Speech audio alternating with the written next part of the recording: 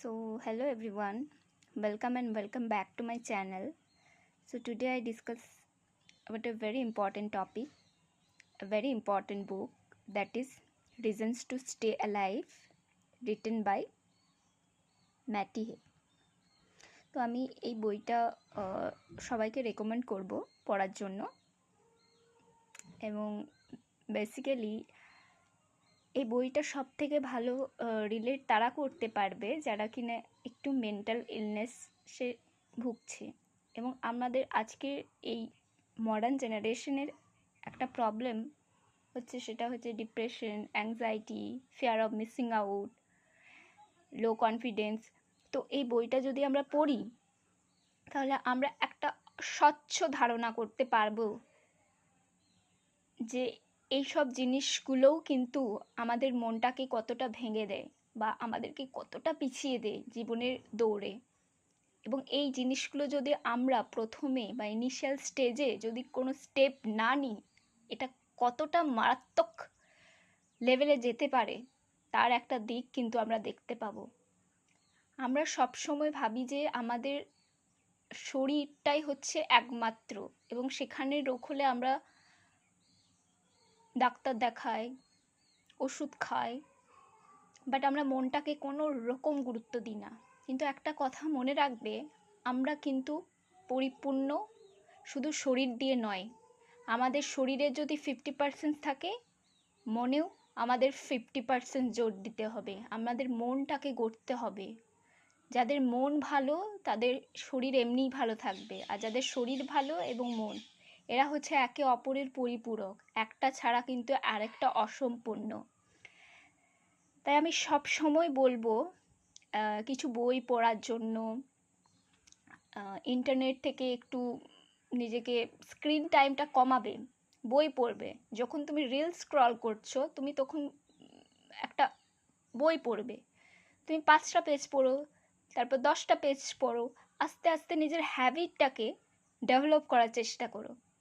তো সেরকমই একটা বই হচ্ছে রিজনস টু স্টে অ্যালাইভ, একটা অসাধারণ বুক। এবং যারা আর কি মেন্টাল ইলনেসের মধ্যে ভুগছে তাদের জন্য একটা অ্যাপ্রোপ্রিয়েট বুক। তুমি এই বইটা পড়তে পারো, খুব ভালো একটা বুক। তো এখানে একটা রাইটারের, বলতে পারে এটা রাইটারের একটা জীবনী, যে কিভাবে সে তার এই মেন্টাল ইলনেস সাফার করেছে throughout her life, and কীভাবে সে ওখান থেকে মানে বেরিয়ে আসতে পেরেছে, সেই নিয়ে এই বইটা লেখা। তো এই বইটা ক পেজের বই হতে পারে, 162 পাতার একটা বই।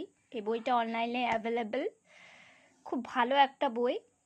এখানে অনেক কিছু সম্পর্কে জানতে পারবে, অনেক নতুন নতুন মানে যে টার্মগুলোর, যে টেকনিক্যাল টার্মগুলো, ওসিডি, অ্যাংজাইটি, ডিপ্রেশন, ফোবিয়া, তো কত রকমের মানুষের মানে মনের রোগ যেটাকে বলি হয়, সেগুলো জানতে পারবে। এবং এই রোগগুলো এই রোগ হলে কেউ পাগল হয়ে যায় না। এই রোগগুলো আগেও হতো, এখনও হয়। আগে অনেক সময় যারা আর কি এটাকে পাত্তা দিত না, তারা ভালো হয়ে যেত, এবং যারা দিত তাদের অন্যরকম পর্যায়ে চলে যেত, out of control, out of danger. But এখন যারা আমরা মডার্ন জেনারেশনস, আমরা জানি, আমরা বুঝি, তাহলে আমরা চুপ করে বসে থাকবো, রোগ পুষে রাখবো? আমরা কেন দেখাবো না? কেন আমরা সাইকিয়াট্রিস্টের কাজ যাব না? কেন আমরা সাইকোলজিস্টের কাজ যাব না? এগুলো এগুলো কোনো পাগলের রোগ নয় বা পাগলামির রোগ নয়। আমরা শিক্ষিত। তাহলে আমরা কোথায় শিক্ষিত হলাম?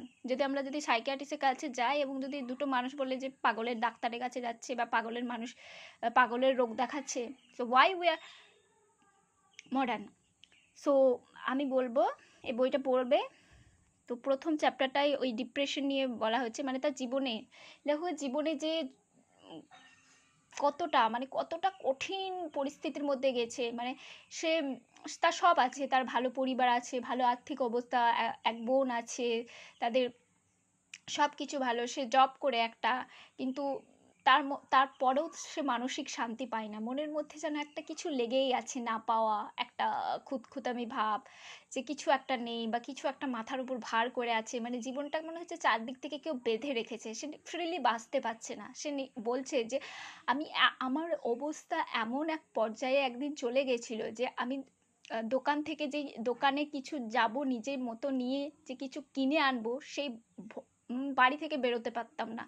তো আস্তে আস্তে আস্তে আস্তে এই রোগ থেকে যে বেরোনো যায়, বা তিনি কি করেই বা বেরোলেন, বা কতটা কিভাবে বেরোলেন, এই যে তিনি রোগে ভুগেছেন এবং তিনি সেখান থেকে কিভাবে মুক্তি পেলেন, সেই নিয়ে এই বইটা। অসাধারণ একটা বই, যারা ডিপ্রেশনে ভুগছেন তারা তো আরও বেশি রিলেট করতে পারবে। So please read this book and please comment me যে আফটার রিডিং দিস বুক যে কীরকম লাগলো।